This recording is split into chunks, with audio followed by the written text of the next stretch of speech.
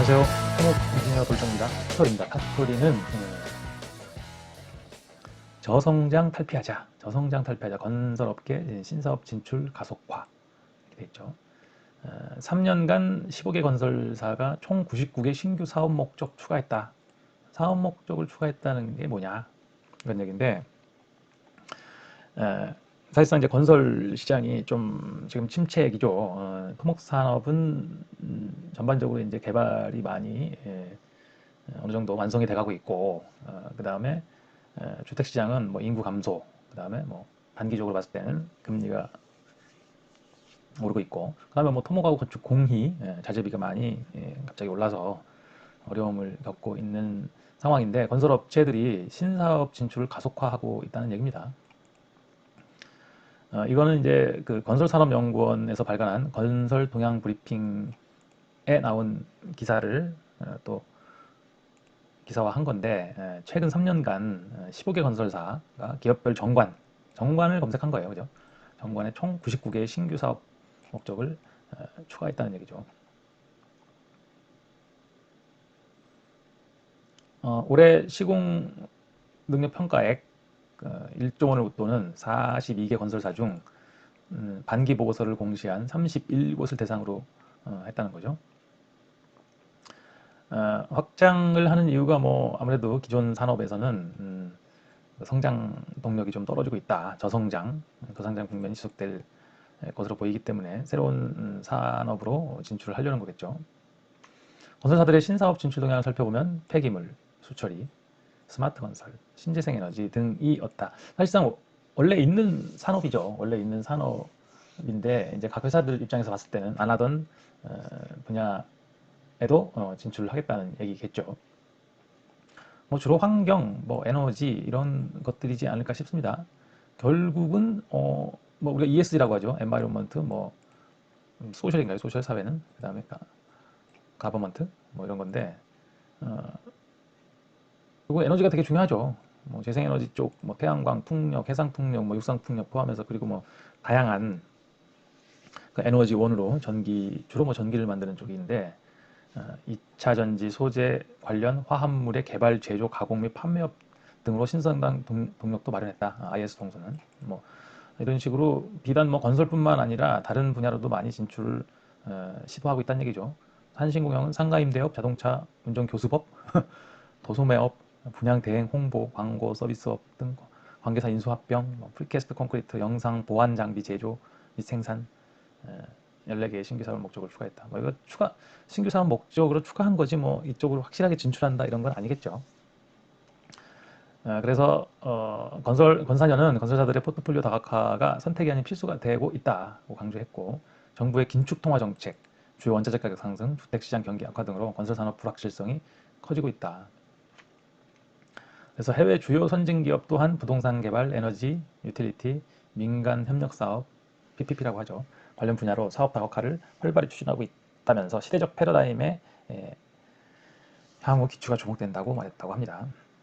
자, 그 다음에 학회 소식입니다. 학회 소식은 대한토목학회 컨벤션 여수서 성황리 개최. 이거는 뭐 제 지난주에 여수에서 컨벤션을 개최했었죠. 그래서 그 내용이고, 요거는 아마 그 여수 내진 전라남도에서 보도자료를 배포한 것 같습니다. 내용, 전남도 행정부지사 가 참석하고 뭐 그런 내용들이 있습니다.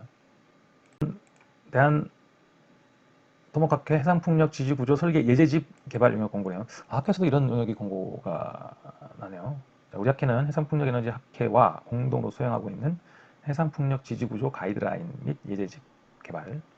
발주처는 한국전력연구원이네요. 과업의 일환으로 추진하는 해상풍력 지지구조 설계 예제집이네요.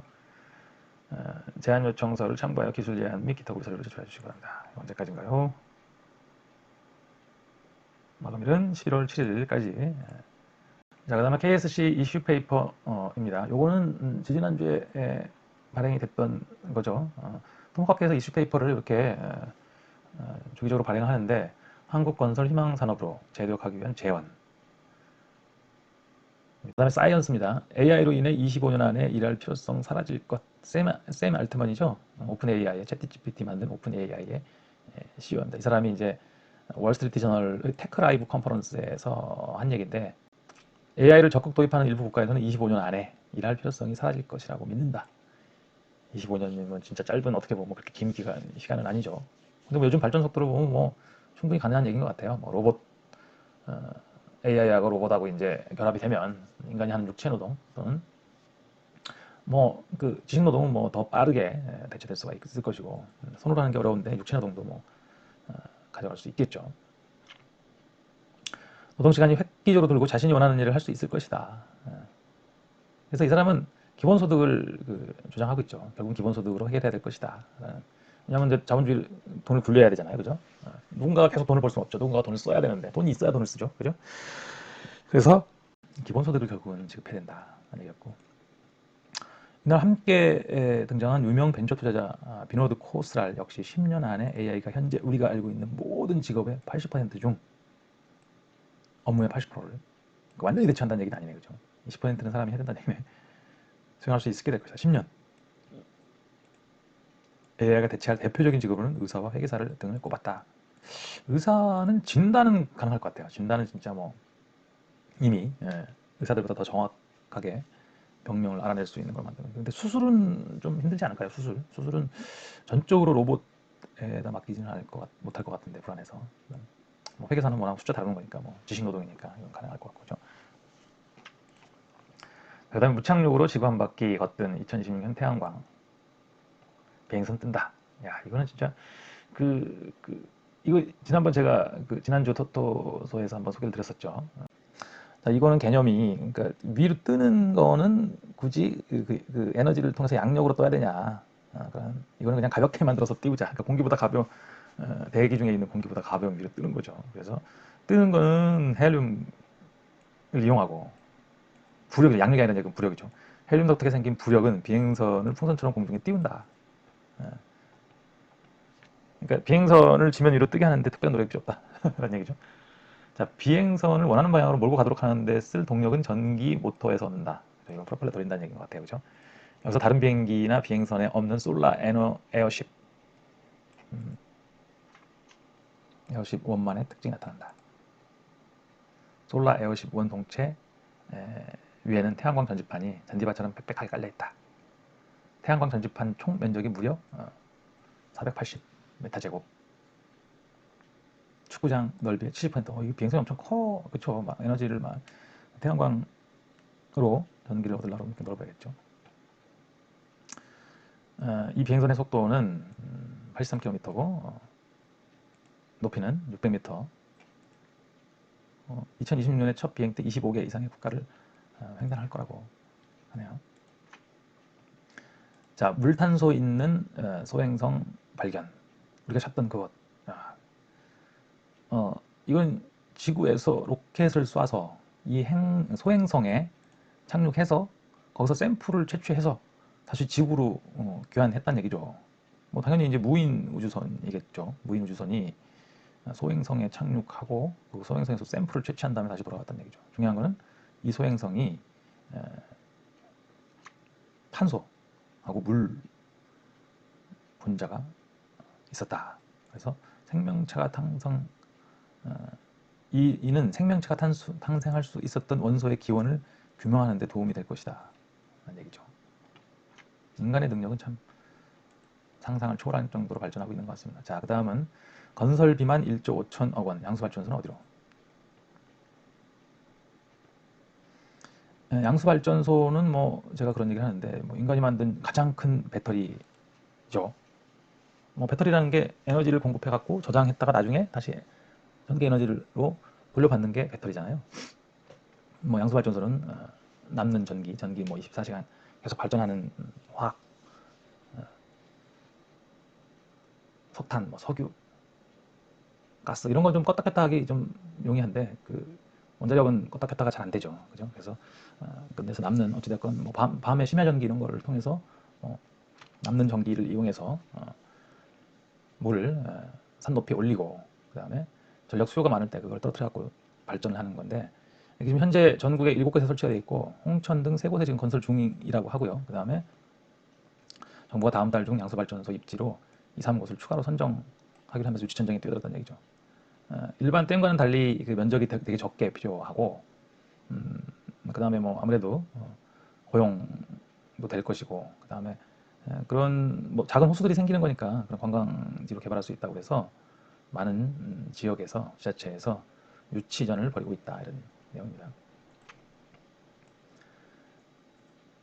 다음 뉴스는 광진, 성동, 송파구, 한양대, 잠실역 등 2호선 지하화 손잡았다.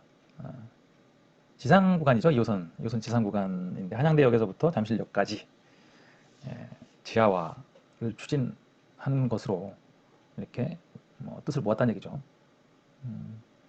뭐 언젠가부터 이 그 지상에 있는 교량 이런 것들이 고가차도 뭐 이런 것들이 다 그 약간 혐오시설처럼 돼버렸죠. 뭐그 청계천에 있던 이름도 이제 가물가물하네요. 뭐 3일 고가였나요? 뭐 그거부터 철거됐고 복개한 위에다가 이제 만들었던 교량이었잖아요. 그게 3일 고가가 청계천을 복개하고 그 위에 고가를 만들었었는데 그거를 청계천 복원하면서 싹 없어졌죠. 그걸 필두로 뭐 육교, 그다음에 고가도로, 뭐 그다음에 교차로에 있던 고가차도 이런 것들 상당히 많이 철거가 됐죠. 자, 아무튼 여기 지자체도 세 개의 지자체가 모여서 공동 대응, 도시철도 2호선 지상 구간 지하화 공동 대응 업무 협약을 체결했다고 합니다.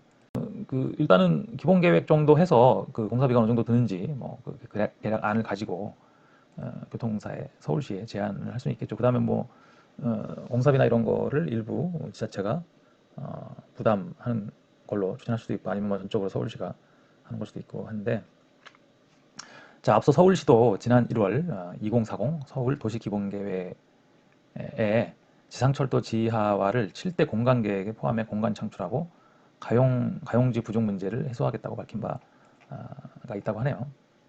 자, 다만 막대한 예산과 시간이 소요되는 장기 사업인 만큼 어려움도 적지 않을 것이다 라는 전망도 나온다. 지금 이미 뭐 이 정도로 추진했으면 아마 대략적으로 공사비 정도는 알고 있을 것 같긴 한데요. 그죠? 아무튼 뭐 이런 사업들을 하려면 뭐 돈이 필요하고 그러니까 그런 것들을 이제 공사 시작하기 전까지는 그 엔지니어링 비용이 포함되는 거죠. 뭐 검토도 해야 되고. 그러니까 그런 것들을 이제 공동으로 돈을 마련해서 추진하자. 뭐 이런 협약서를 맺었다는 얘기겠죠. 자, 교통인프라 2배 늘리는 마법. 도로, 철도, 수로에 복층터널 나온다. 도로와 철도, 수로, 복층터널로 만든다는 거죠. 그래서 이게 이제 뭐 그 TBM으로 많이 이제 바뀌겠죠 아무래도. 근데 TBM이라는 건 이제 둥글게 이렇게 그 기계로 이렇게 돌려가면서 파는 거다 보니까 동그란 단면이 나오거든요. 동그란 단면은 사실상 가장 넓은 부분, 이 부분에 이제 도로, 가장 넓게 그 폭을 필요로 하는 게 이제 도로죠. 차선 수만큼 필요하니까 그 도로가 가고 뭐 여기는 이제 그 방제, 그 연기나 이런 것들을 빼내는 그런 환풍 풍도라고 하죠. 풍도고 요 밑에 쪽을 활용을 할 수 있겠죠. 밑에 쪽을 뭐 수로로 쓴다거나 아니면 뭐 좀 좁아지니까 이쪽은 아래쪽은 그래서 여기를 뭐 다른 수로나 아니면 철도는 이제 뭐 복선로 한다고 하더라도 넓게 차지하지 않으니까 뭐 하고 이렇게 이런 식으로 복층으로 사용할 수 있다는 얘기죠. TM에서 뭐 대부분 다 이렇게 중간 슬라브를 이용해서 복층으로 만드는 경우가 많죠. 자, 보통은 국내에서도 점차 복층 터널의 모습이 드러나고 있다. 김포파주 요거 TBM이죠. 한강 하천 통과 구간이 복층 형태로 구축돼 하부 공간은 유지관리 및 군안 차량 통행로로 이용된다. 터널에서는 또 방제도 중요하기 때문에 긴급 상황에는 아래쪽으로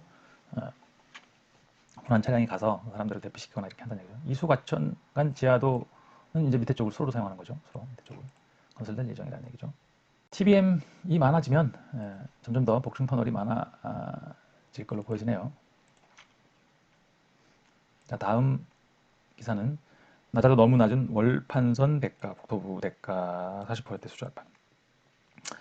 이거는 국가철도공단이 감리를 발주하면서 뭐 40% 수준으로 발주를 했다는 얘기네요.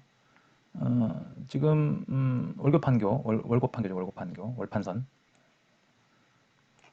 6개 공구가 발주가 됐는데 2공구부터 이렇게 10공구까지 발주가 됐는데 공사비가 이렇고 뭐 2천억, 1천억, 3천억대도 있네요. 대가 기준, 엔지니어링 대가 기준에 따라서 감리비를 산출해 보면 이렇게 나오네요. 이렇게 나오는데 실제로 지금 발주 금액은 이렇게 나왔다. 거의 반 토막 난 거네요, 그죠? 뭐 49%, 뭐 61% 이렇게.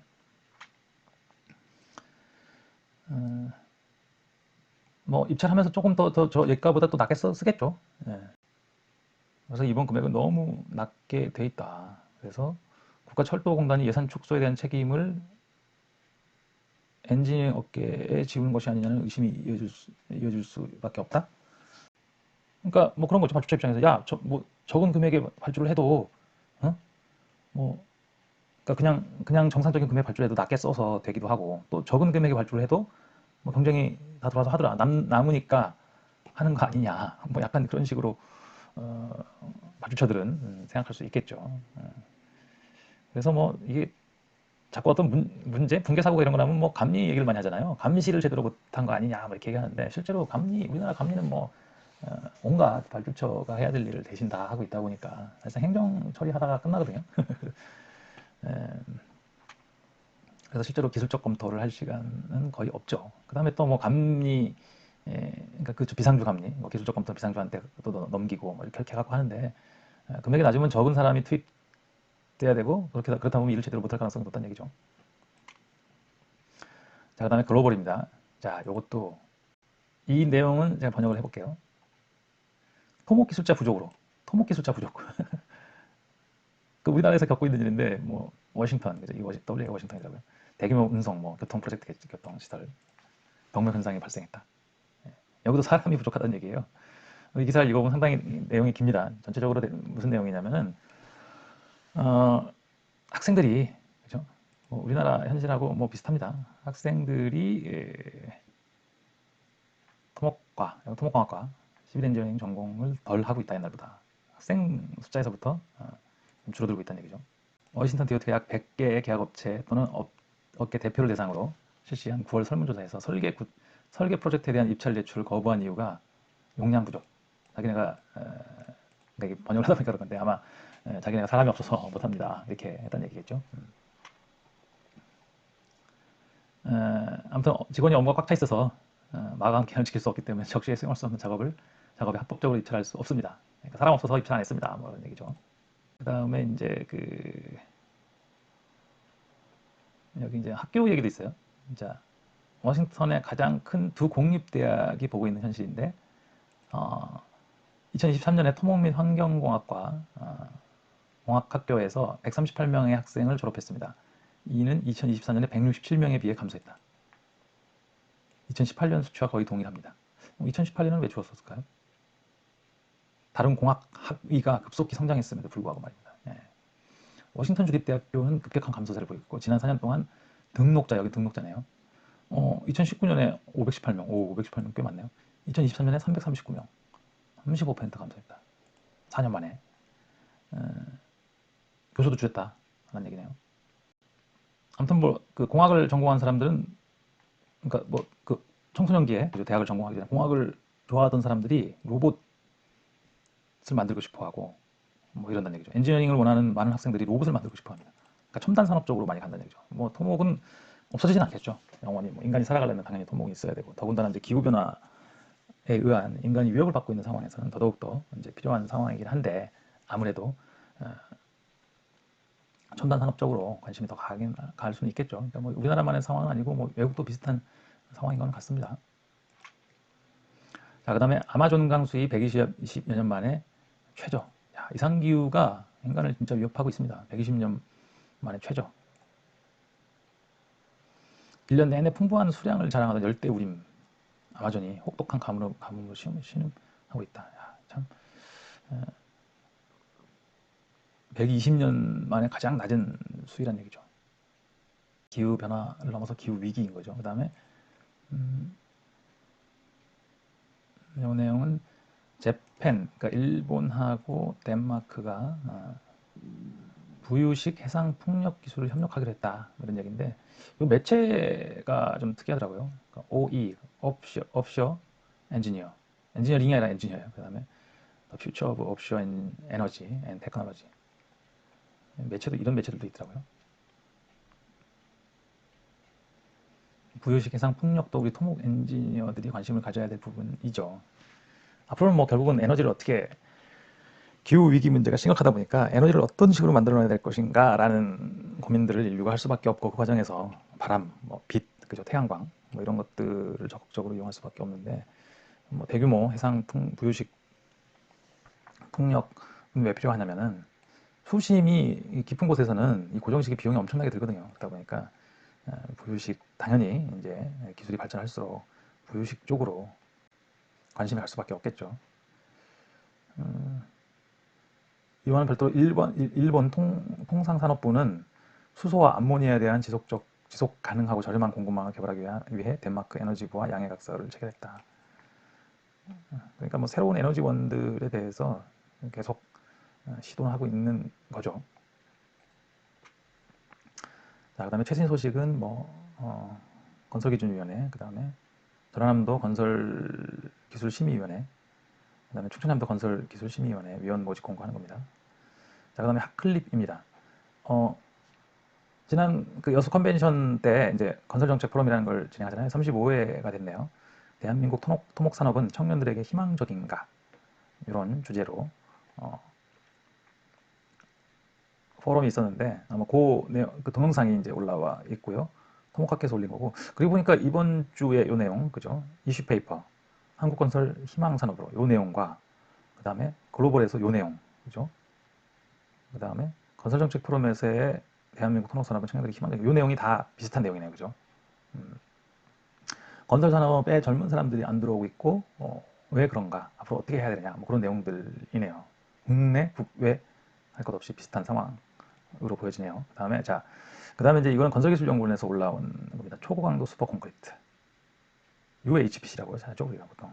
그 내용입니다. 그 다음에, 요거는, 엔지니어링 업체를 융합업체라고 했다가 혼나는 국회의원들. 이건 국정감사에서, 그 서울 양평 고속도로 문제로 이제 국정감사 진행 중에, 자꾸 융합업체 하니까, 김희국 의원이 예전에 용역 사업자를 엔지니어링 사업자, 용역업자였죠, 용역업자. 옛날 용어는 용역업자였는데 엔지니어링 사업자로 바꾸는 법안을 발의했던, 좀 바뀌어 있죠. 김희규 의원이 용역업체라고 하지 말라고, 설계업체나 엔지니어링 업체라고 하는 게 맞다, 이렇게 주장하는 그 내용입니다.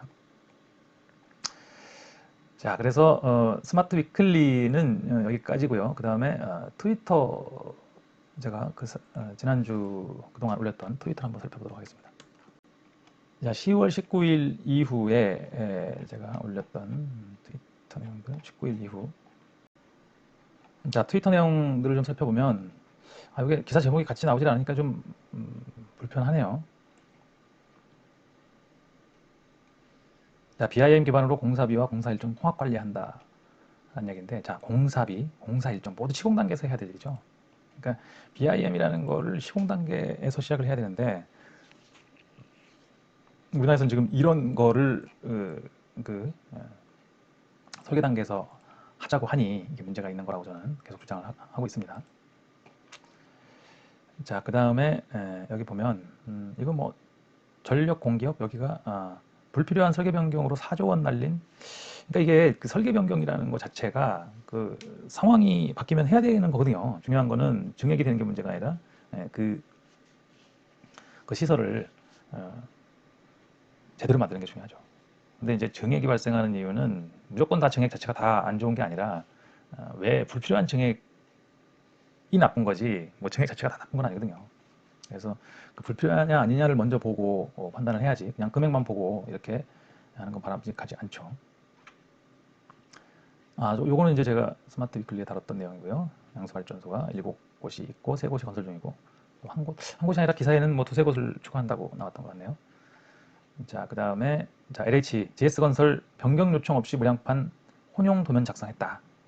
참, 이게 지금 LH하고 그 GS하고 이렇게 막 난타전을 벌이고 있어요. 그러니까 이게 책임이 어디에 있느냐. 사실상 CMR 방식 자체가 책임 소재가 헷갈리는 방법이에요. 이건 턴키하고 달리, 그죠?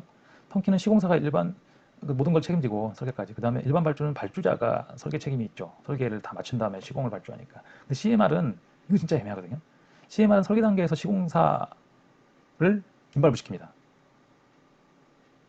그래서 그러니까 이게 취지는 뭐냐면 시공사들이 이제 시공 노하우가 있잖아. 시공 노하우를 설계에 반영하자 뭐 이런 거예요.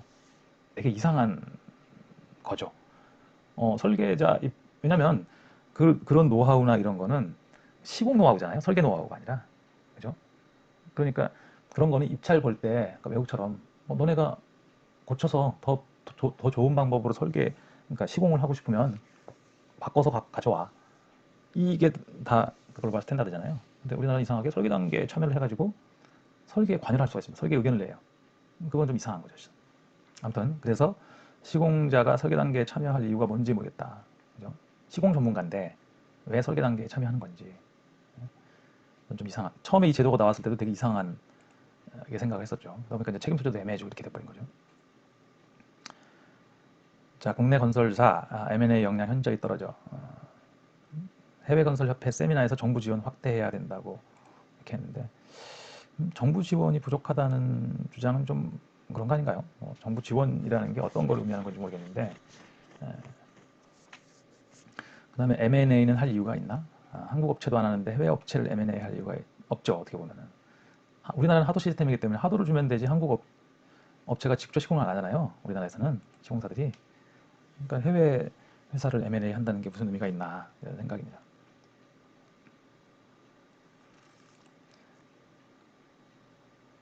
자, 매매 듣고 건설 사업 관리 쏟아지는데 반토막 대가 도마위. 아까 이제 그 내용하고 비슷한 거죠. 월급 반겨, 인덕원, 동탄, GTX 등 사전 교육 공개, 검증 과정 유명무실. 아무튼 되게 적은 금액으로 발주가 됐다는 그런 내용인데 이게 결국 뭐 발주자들은 비용 결과물 자신들의 최대 업적으로 생각하잖아요, 지금. 그죠? 저가로 발주해도 다 입찰 들어오던데 뭐 그런 개념이죠. 그 결과 엔지니어링 업종은 저부가 가치, 고부가 가치 과연 저부가 가치 산업이 되었고 활력이 떨어졌는데 이거는 업체들도 그 비난을 피해갈 수는 없죠. 왜? 뭐 안 남으면 안 해야 되는데 아까 그 미국 워싱턴주 설계업체 얘기 있었잖아요. 그런 사람이 부족하고 제대로 못하면 우리는 입찰 안 들어간다. 입찰을 많이 안 들어갔다는 얘기죠. 그래서 점점 더 그 비용이 올라가고 있다는 얘기가 있었잖아요. 비교가 되네요.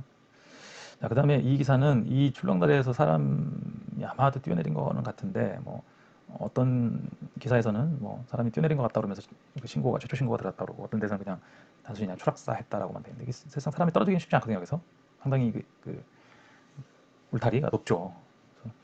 아무튼 또 다른 기사에서도 여기 말고 다른 곳에서 이렇게 뛰어내리는 그 극단적 한 사고가 많이 발생하고 있다는 기사도 있었습니다. 자, 그 다음에 GTX-A 수소 동탄 엇갈린 전망. 내년 3월 대 6월 개통 언제? 자, GTX-A 수소 동탄 내년 초 개통 준비 착착하고 있는데 당초 N호선은 운정 동탄 전 구간을 동시에 동탄 저 밑에서부터 저 위에 운정 에서는 서울시가 시행하는 삼성역 복합환센터 사업의 완공이 2028년 4월로 늦춰졌다는 얘기죠. 인수왕편으로 운정서울역, 그 다음에 수서동탄까지만, 그죠? 삼성역까지 못 올라오는 거죠. 나눠서 분리교통을 하게 됐다. 이게 제가 여기다 썼지만 삼성역을 쓸데없이 대규모 개발을 했어요. 그러니까 환승 기능만 넣었으면 되는데 거기다가 뭐 지하공간 개발 그래갖고 엄청 무슨 뭐 쇼핑몰을 만들 건지 뭔지 모르겠는데 그거를 하면서 상당히 늦어졌죠. 왜냐면 그걸 다 파내려고 그러면 시간이 많이 걸리는 거잖아요. 그냥 뭐 정거장도 터널형 정거장으로 만들어서 그냥 환승 통로만 만들었으면 그렇게까지 많은 공개가 필요 없었거든요. 자, 그 다음에 의사 연소득 2억 7천만 원, 전문직 중 소득 증가율 2 이렇게 갖고 의사들이 이래서 다 의대를 가려고 그러나 할 정도로 전문직종 중에 증가율이 최고로 높았다는 얘기죠. 제가 여기 이 기사를 왜 링크를 했냐면은 기술사는 없잖아요. 그러니까 우리가 엔지니어링, 외국에서는 엔지니어도 전문직에 속하는데 3대 전문직 그러면 엔지니어, 뭐 의사, 변호사 이렇게 되는데 우리나라는 없죠. 그래서 전문직들의 그거를 조사했는데 뭐 이런 것만 나오는 거죠. 변호사, 의사, 변호사, 변리사, 세무사, 관세사, 법무사, 건축사. 건축사는 있네요. 감정평가사. 엔지니어는 없죠. 이게 우리나라 이게 현실입니다. 기술사는 전문직이 아니어서 빠졌나? 자, 그 다음에 요건 이제 뭐 지금 뭐 한국형 아우토반 난리죠. 뭐 광주에서 영암까지 뭐 300km로 하는데 사실상 이게 그 문화죠. 이게 우리나라에서는 아마 못 한다고 보는데 법규 이런 게 강하잖아요. 그래서 쉽지는 않을 것 같아요. 자, 그 다음에 승용차 전용 서부간선 지하도로에 버스 끼임 사고 이게 자주 일어난다며요. 뭐 3일에 한 번씩 일어난다고 막 그러는데 그러니까 그 요 앞에서 요 앞에서 차단 시설을 만들어 갖고 한번 거기서 충돌을 하도록 만드는 게 오히려 맞는 게 아닌가. 예? 그래야 빼내기도 쉽고 그렇지 않을까 싶은데, 근데 그때 여기 이제 이 낀 버스인가요? 아무튼 뭐 트럭인가요? 물어보니까 빨리 뭐 부딪히는 그런 느낌이 있었는데, 이제 빨리 지나가면 된다고 생각했는데 이 길이가 꽤 긴데 좀 황당하더라고요. 길이가 얼마인지 몰랐을 수도 있고. 요즘에 그래서 제가 보니까 이게 요즘에 내비게이션에 이런 거 표시가 되는 거 아닌가 싶어요. 그러니까 근데 뭐 내비게이션에 표시가 된다고 해서 사람들이 그걸 보고 안 들어가지 않을 것 같긴 한데, 가던 어디로 가는 그 목적지만 향해서 가는 거죠. 자, 아까 25년 안에 일할 필요성 사라진다, 요거 했던 얘기고요. 물량은 쌓였는데 돈줄이, 대선조선 워크아웃 신청. 1년, 결국은 이 기사 읽어보면 1년 내로 워크아웃을 신청하겠다고, 사람이 없어서 제때 물건을 만들지 못했다고 합니다. 용접 기능공 등 필수 인력을 다른 업종이 뺏겼대요. 지금 뭐 다른 뭐 플랜트, 다른 플랜트 이런 데에서 삼성 반도체 공장인가 거기도 많이 사람들이 가고, 그래서 결국은 이게 조선 업종이 상당히 저임금이었다고들 하더라고요. 뭐그 사람들은 이제 뭐 육지로 나간다, 그러니까 조선업을 그만둔다는 게 육지로 나간다는 표현을 쓴다고 그러더라고요. 육지로 나간다. 예. 그래서 다 그런 업종 전환을 많이 했다가 한때 또 어려웠잖아요. 근데 그 사람들이 다시 돌아오지 않고 있다는 얘기예요. 물량은 쌓였는데 사람을 잘 대우를 해줘야죠. 그죠? 자, 그 다음엔 요 기사는 고속도로, 특히 어디 중부고속도로인가요? 콘크리트 포장으로 되는 데가 되게 그, 그 줄눈, 수축 줄눈 그런 데가 많이 깨지잖아요. 그래서 그 보수를 많이 하더라고요, 보면. 이제 그런 것들을 보수할 때 한 차선씩 막고 하는 것보다 전면 차단하고 보수 공사하는 게 안전하고 경제적이라고 하네요. 훨씬 빠르게 할 수 있다고 합니다. 뭐 예를 들어서 3달 걸리던 게 뭐 2, 3주에 가능하다 이런 얘기죠. 당연히 뭐 전면 차단하고 하면은 훨씬 더 빨리 시공하겠죠. 근데 이제 민원은 엄청나게 발생하겠죠. 뭐 공사하고 있어갖고 그 속도가 좀 느려져도 막 민원 발생할 텐데, 완전히 차단한다 그러면 이제 다른 데로 돌아가야 되는 거잖아요. 그러니까 내가 어느 지점에서 어느 지점까지 가는데 그 중간에 그 전면 차단이 돼 있다 그러면 이제 나들 먹고 나가갖고 국도 같은 데로 돌아서 다시 고속도로로 올라가야 되니까 그런 민원이 있을 수 있겠죠. 요 기사는 서울시가 공사비 관점을 바꿨다고 하네요. 반건에서 직원으로. 뭐야 이게. 반건설, 이거는 지건설. 한다, 지.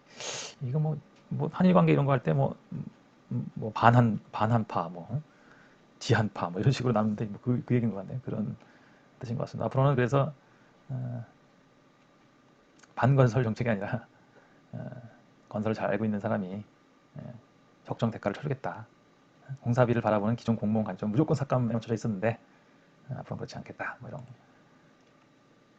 얘기입니다. 자, 그 다음에 요거는 저것 때문에 10년이면 600억을 손해볼 수 있다고?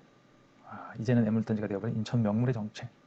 조금 자극적인 제목인데 약간 유튜브 느낌이네요. 벌써 누적 적자가 250억. 바다열차, 월미 모노레일로 시작했거든요. 이름은 이게 이제 턴키로 차량까지 납품하는 그런 그 사업이었거든요. 진짜 단기간 내에 정치적 목적, 그러니까 뭐 이때 뭐 아무튼 세계 도 세계 도시 축제인가 뭐 그런 게 인천에서 열리는 거라서 그 전에 개통하려고 막 서둘러서 했다가 그때 개통을 못하고 그 다음에 다음 인천시장이 와서 이걸 엄청 공격했어요. 전 시장이 했던 건데 뭐 부실시공에다가 뭐다 해갖고 엄청 공격을 해서 부실시공으로 뭐 업체를 기소도 하고 막 그랬습니다. 그러더니 이제 뭐 다른 걸로 바꿨죠. 다른 걸로 뭐 민자로 해가지고 그 모노레일이라는 게 하나의 시스템이잖아요. 그 레일과 차량과 이런 것들이 다. 그래서 상당히 어려운 사업이었는데 그것을 어, 공격을 해갖고 이제 다 레일 다 뜯어내고 다른 형태의 레일을 차량하고 다른 형태의 레일을 붙여가지고 그래가지고 사업을 진행하고, 지금 현재는 민자로 돼 있을 거예요 아마. 그래서 그게 이제 적자 누적될 수 있다 뭐 그런 얘기 하고 있는 거죠. 그 다음에 요거는 뭐냐면은 해외 수주 8년 만에 최대, 뭐 300 몇십억으로 3분기까지 그렇고, 요 뒤로 이제 뭐 해갖고 350억 정도 되는 것 같더라고요 현재는. 네옴시티 기대가 많고도 시장 어려워 안겠어. 근데 여기 제가 이제 이걸 왜 저기 했냐면 이거 보면은 좀 이상한 내용이 있었거든요. 그러니까 여기 보면은 삼성물산인데 삼성전자 미국 텍사스주 반도체 공장 조선공사 이런 게 여기 수주 금액에 들어가 있더라고요. 그래서 뭐지 이게? 삼성물산이 해외에서 공사하면 해외 수주를 보나? 한국 사람이 돈을 낼 거 아니에요? 해외 삼성전자가 돈을 내는 건데 그래서 좀 이상했고 현대건설도 마찬가지예요. 현대건설도 이거 미국 조지아주 배터리 공장 이거 말고 참 현대자동차 신축공사 이거 현대자동차가 돈 내는 거잖아요. 그래서 이게 해외 수주 자기 계열사 일을 하는 건데 이걸 해외 수주로 보나? 그러니까 해외에서 공사를 하면 해외 수주로 보나 봐요. 거기 사람 그러니까 우리나라 기업이 돈을 외화로 벌어오는 건 아니잖아요. 우리나라 기업이 돈 내서 시공하는 건데 좀 이상해서 제가 이렇게 해외 수주로 분류하는 거. 한국 돈으로 짓는데 외화 버는 게 아닌 것 같은데 그걸 해외 수주로 잡을 이유가 있나? 라는 생각을 해봤습니다.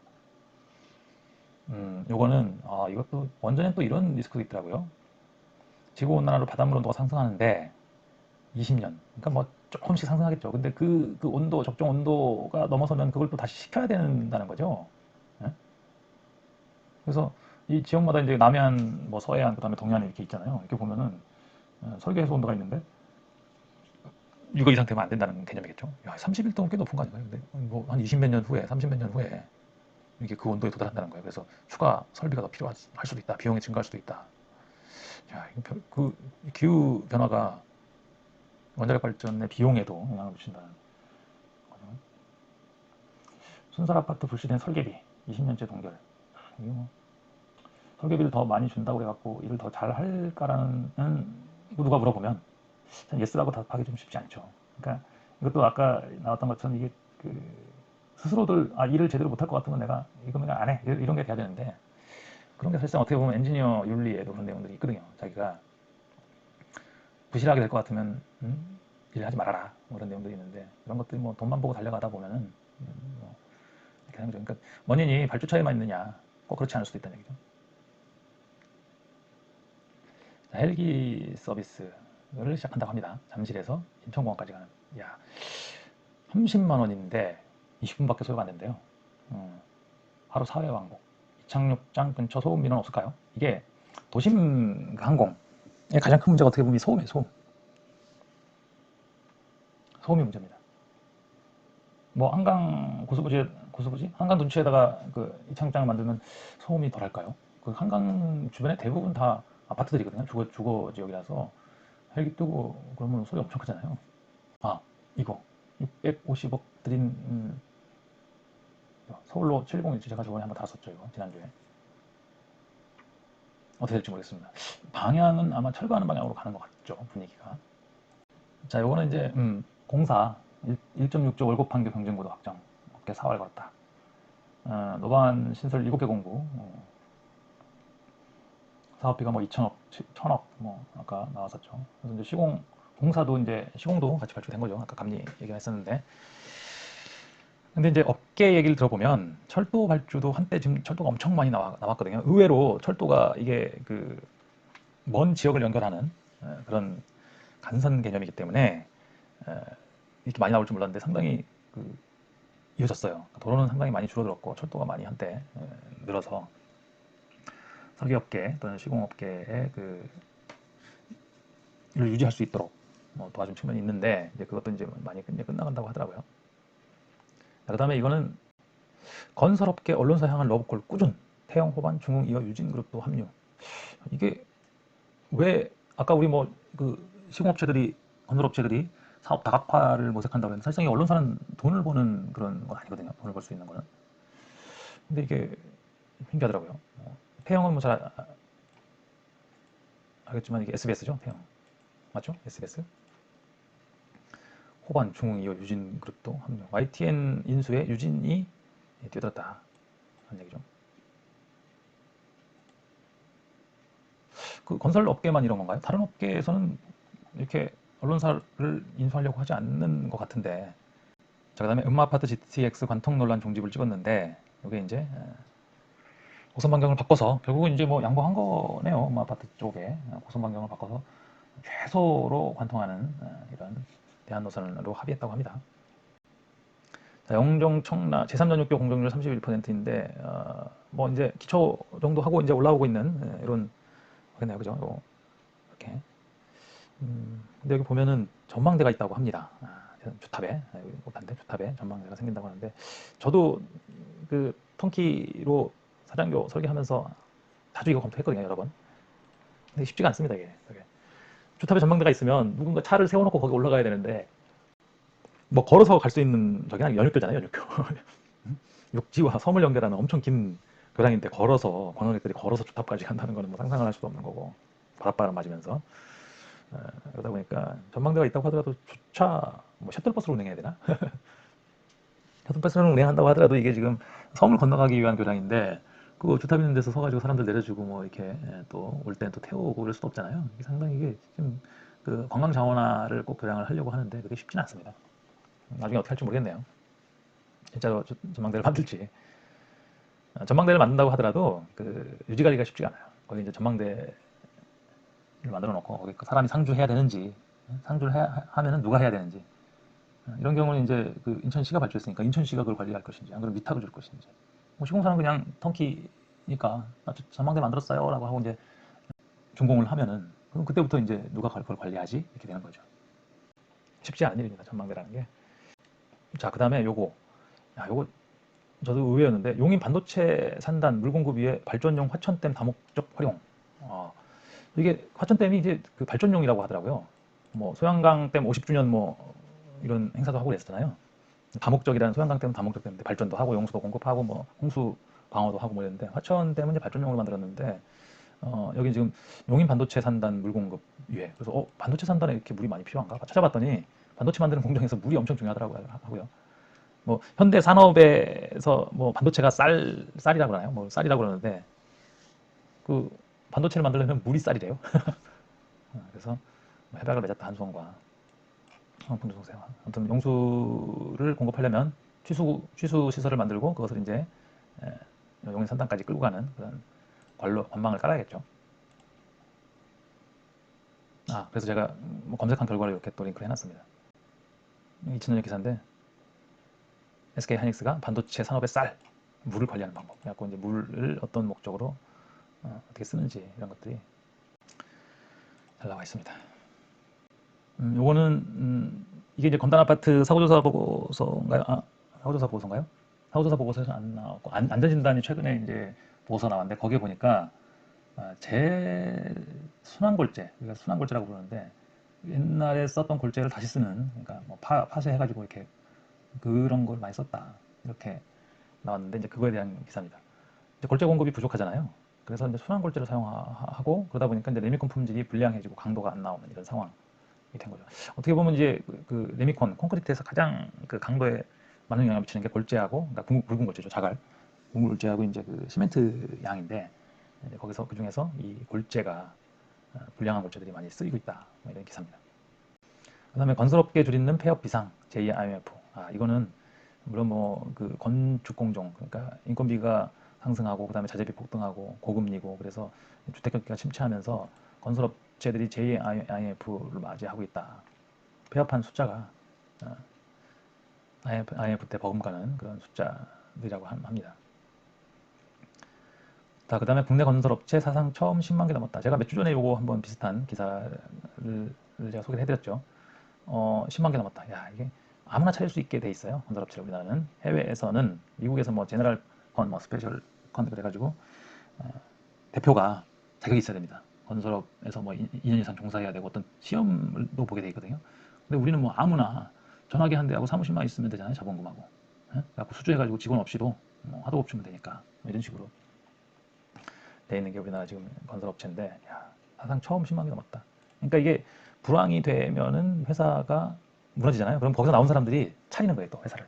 그래서 일본도 그 버블 1980년대 호황을 겪고 90년대부터 이제 버블이 걸리기 시작했죠. 그때도 전체 산업의 파이는 줄어들었는데, 그러니까 전체 수주 금액은 줄어들었는데 건설업체 숫자는 늘어났다는 그런 통계 자료가 있습니다. 중동 바람탄 K건설 추가 수주 기대감. 요게 이제 350억 달러 정도 하면은 아무튼 목표는 채울 수 있을 것 같다라고 하는데, 여기 뭐 원팀 코리아 뭐 이런 얘기 나오는데, 원팀 코리아라고 하지만 하도급 업체를 한국 업체를 데려가는 경우가 상당히 많거든요. 근데 한번 나갔다 오면 뭐 문 닫는 회사 많이 있었습니다, 여태까지. 그러니까 그 중소기업, 그러니까 하도급 업체 입장에서는 해외의 그런 스타일, 뭐 감리들이 강하게 감리를 하고, 뭐 품질, 뭐 안전 이런 걸 강하게 그 핸들링을 해버리면은 못 이기거든요, 그런 것들을. 그래서 리스크가 꽤 있는데 그런 것들을 조심해야죠. 그다음에 건설기술협회에서 이제 그 건설 현장 영상 공모전을 했어요. 그래서 시상식을 했다는 소식입니다. 건설기술협회가 뭐 이런 영상 이런 것들을 상당히 많이 투자를 하고 있습니다. 지금 그 건설다방인가요? 그런 채널도 만들어 오고 이런 대회도 하고. 요거는 뭐 각국 대홍수 가뭄 앓고 댐 건설 재추진, 토건 사업 아닌 물복지다 이런 식으로 댐에 대해서 다른 시각으로 봐야 된다. 이런 토건 사업이 아니라 물복지다 이런 식으로 주장하는 기사입니다.